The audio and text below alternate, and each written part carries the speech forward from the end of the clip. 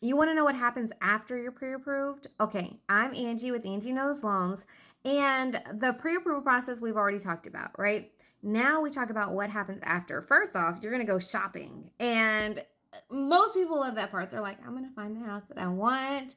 I want vaulted ceilings. I want a pool in the backyard, all that stuff. So now, once you find the house that you love and you're under contract for, that's where we go into the contract process. This is where we go begin to process the loan so we can get you closed on the house.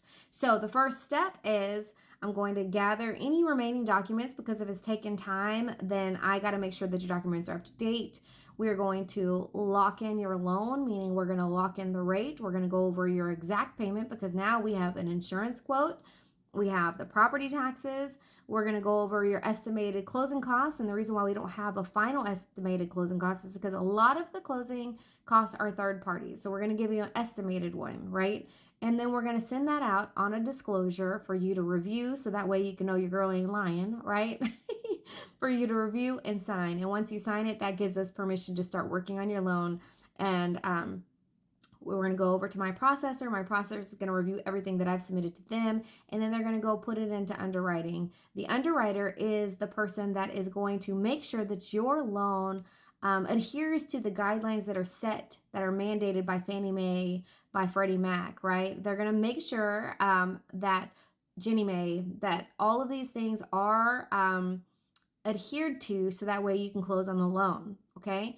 And then once they go through underwriting, they'll kick it back out and they'll say, hey, we're going to give you a conditional approval. What that means to you is that we're going to approve the loan as long as you can fulfill these conditions, okay? So there could be conditions that are something as simple as, hey, I saw a few different names on your credit report. What are those for, right?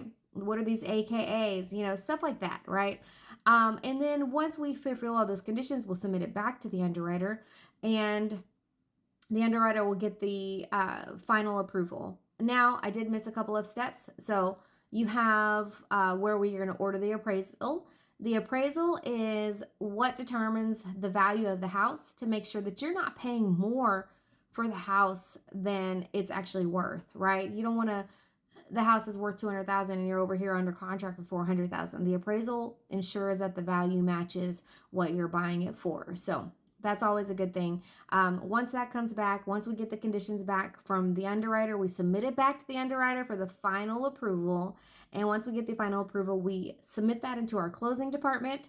Our closing department will balance with the title company. What that means to you is that they're going to look at the fees on our side, and the title company is going to look at the fees on their side, and they're going to make those match to where we have an exact number, and that's how much money you're going to bring to the closing table. So it's not a long and drawn out process. I typically will walk people through it step by step versus giving them an overview and then just kind of letting them go. I'll give them the overview and then I'll still take them step by step, because I want you to know what you're doing. Like, you're not in this industry, you don't know